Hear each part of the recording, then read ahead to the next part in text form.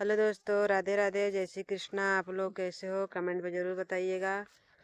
तो दोस्तों, हम आज लाए हैं एक छोटा सा देवी गीत पचरा, और आप लोग सुनिएगा, बताइएगा कैसा है कमेंट में। हमारे यहाँ यार बहुत ठंड पड़ रही है, 2 दिन से घाम नहीं निकला, और आज भी नहीं निकला है घाम। देख सकते हैं एकदम कोहरा से पूरा गांव ढका हुआ है।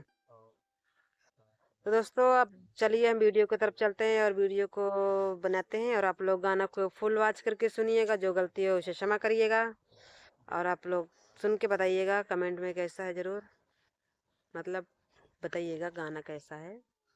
फुल वॉच करके देखिएगा देवी गीत पचरा। चलिए हम शुरू करते हैं गाने को। अब चलिए हम गाना को शुरू करते हैं। देवी गीत पचरा चलिए। निमिया के पेड़ बड़ा भारी, जहाँ बैठी मैया हमारी। निमिया के पेड़ बड़ा भारी, जहाँ बैठी मैया हमारी। ना हमरे मैया के बाग बगीचा, ना हमरे मैया के बागो बगीचा। फुलवा चढ़ाई थाली थाली, जहाँ बैठी मैया हमारी। फुलवा चढ़ाई थाली थाली, जहाँ बैठी मैया हमारी। निमिया के पेड़ बड़ा भारी, जहाँ बैठी मैया हमारी। ना हमरे मैया के खेती न बारी, ना हमरे मैया के खेती न बारी, ना हमरे मैया के खेती न बारी। अक्षत चढ़ाई थाली थाली, जहाँ बैठी मैया हमारी। अक्षत चढ़ाई थाली थाली, जहाँ बैठी मैया हमारी। निमिया के पेड़ बड़ा भारी, जहाँ बैठी मैया हमारी।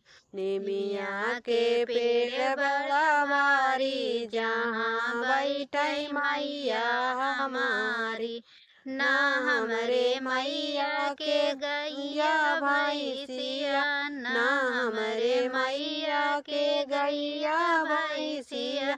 दूधवा चढ़ाई हाली हाली, जहाँ बैठी मैया हमारी।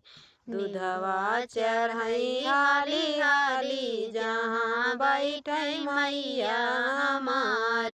निमिया के पेड़ बड़ा भारी, जहाँ बैठी मैया हमारी। निमिया के पेड़ बड़ा भारी, जहाँ बैठी मैया हमारी। ना हमरे मैया के तारा इनारा, ना हमरे मैया के तारा इनारा। जलवा चढ़ाई हाली हाली, जहाँ बैठी मैया हमारी। जलवा चढ़ाई हाली हाली, जहाँ बैठी मैया हमारी। निमिया के पेड़ बड़ा भारी, जहाँ बैठी मैया हमारी। निमिया के पेड़ बड़ा भारी, जहाँ बैठी मैया हमारी। ना हमरे मैया के खेती न बारी, ना हमरे मैया के खेती न बारी। पुड़िया चढ़ाई थाली थाली, जहाँ बैठी मैया हमारी। पुड़िया चढ़ाई थाली थाली, जहाँ बैठी मैया हमारी। निमिया के पेड़ बड़ा भारी, जहाँ बैठी मैया हमारी। निमिया के पेड़ बड़ा भारी, जहाँ बैठी मैया हमारी।